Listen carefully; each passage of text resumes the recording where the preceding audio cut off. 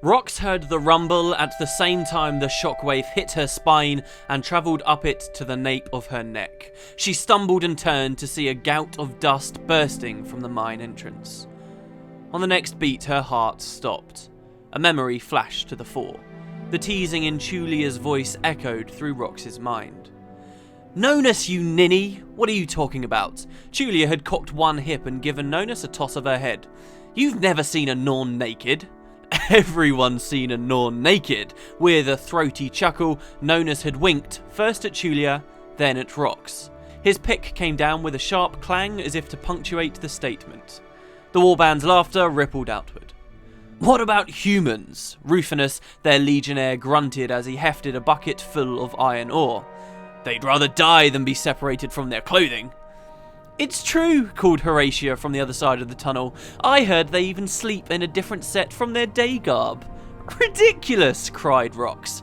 "That's probably just their armour." Nonus shook his heavy horned head. "Nope, I've heard it's silk they sleep in." "Maybe their poor hairless skin chafes," suggested Chulia with an exaggerated pout. "I suspect," said Vetus, "that it's their modesty that chafes. Kind of like yours, Rox. You ever take off that tattered old undershirt of yours?" "Yeah," said Rufinus, cuffing Rox hard enough on the shoulder to make her take a step. "You've been wearing that for our undershirt since we graduated." "At least mine still fits," Rox replied, giving him an answering shove and a grin.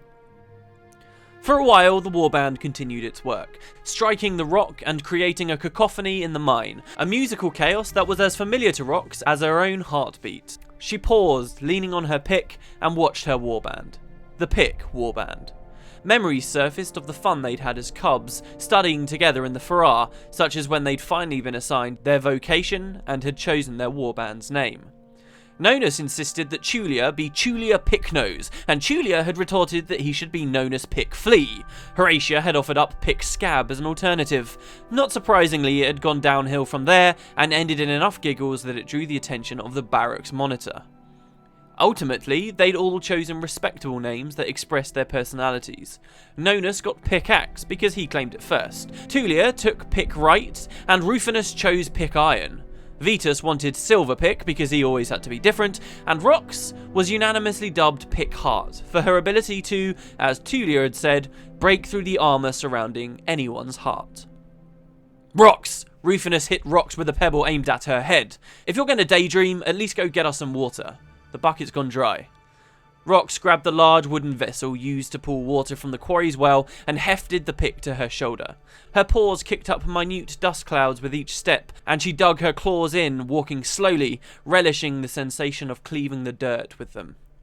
Her pet devourer had half buried itself in a warm spot, where sunshine streamed in through the mine entrance. It squirmed and looked up at her as she approached. "Shh," Rox said. "Go back to sleep, Skewer. I'll be right back." She stepped out into the open air and crossed the quarry to the well, scanning the tunnel openings where other mining warbands were stationed. Alert for raiders, she kept her pick at the ready, at her side, always since forever. Rox's heartbeat restarted and accelerated to a panicked pace. "Cave in!" she screamed. She ran towards the mine and threw herself at the rubble, moving stones and swinging her pick, desperate to get through. Dust filled her nostrils and coated the inside of her mouth. "Chulia," she called. "Nonus!" Terror overcame all reason as a lonely future stretched menacingly ahead of her. "Hang on," she commanded them with her gruffest voice. "I'm coming." She could not accept what was happening. Would not. She called their names over and over, listening in the space between for any response, for any sign of life. "Horatia! Vetus! Rufinus! Make some noise if you can hear me!" She worked until her paws bled, until the quarry boss finally pulled her away. "No!" "The tunnel, the whole thing is collapsed," said the boss as gently as he could. "They're gone." "No, they're my warband. I need them. I'm nobody without them. I'm nothing." All the fight went out of Rox on that final word. The boss eased the pick from Rox's grasp and tossed it aside so that he could support her as she collapsed.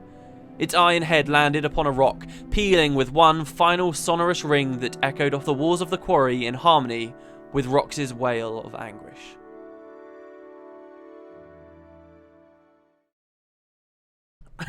Okay. Wow, what did you guys think of that? Yes, I discovered Photoshop earlier in the week. I'm actually seriously considering like doing lore summaries, or like I haven't done a lore summary of Guild Wars 2 or of the Living Story, just like really concise. Like I did 2 videos that was like well over an hour. I'm considering doing a video with like that ridiculous like crayon puppet show style thing. I think it could be really good. You guys will have to tell me. Like, this was just a bit of an experiment. I'm gonna do a bit of an analysis on this story at the same time.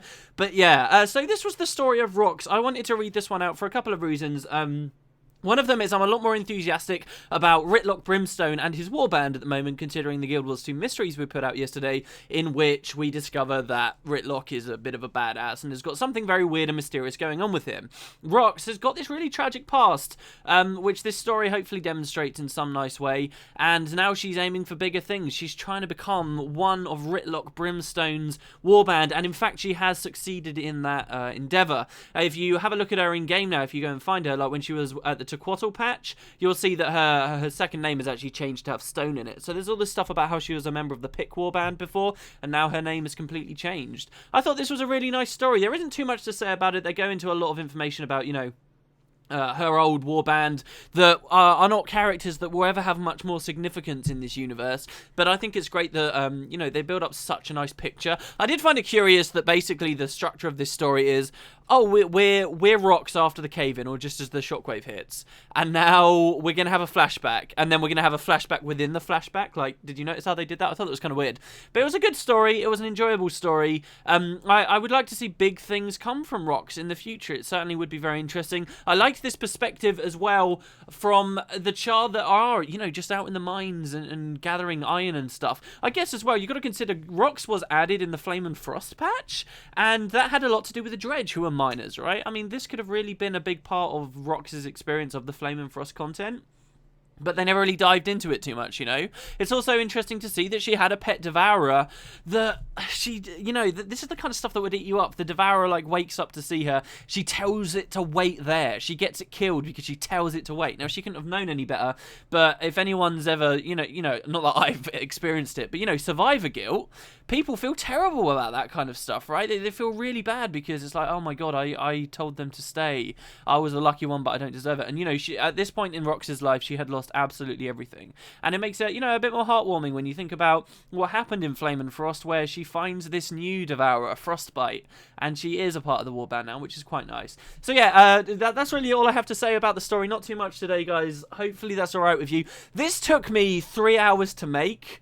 It's supposed to look really crappy and stupid, and if you laughed at it, that's the point. It's supposed to be funny, but at the same time, I quite like the idea of keeping, you know, dramatic readings and dramatic, like, music and stuff in the background, and hopefully they would, like, juxtapose in a really nice way. I've used that in 2 of these storytime videos now. You'll have to let me know what you think, whether it just looks like a pathetic attempt at something, you know, dramatic, or whether it is quite obviously, you know, meant to be funny. Like, we'll see, but I might end up doing videos like this. Any feedback you guys can give me on that at all, do let me know, and tell me what you thought about the story as well. Anyway, thanks very much for watching, guys. Really, I skipped one story to do with Kanak, which we will go back to, because it wasn't, like, I wanted to animate something, but this Kanak story basically was entirely in a dark shack, and there wasn't much visually interesting that I could do there. So I picked this one instead. About 3 hours for a 5-minute story, and I'd be doing like 5 to 15-minute videos.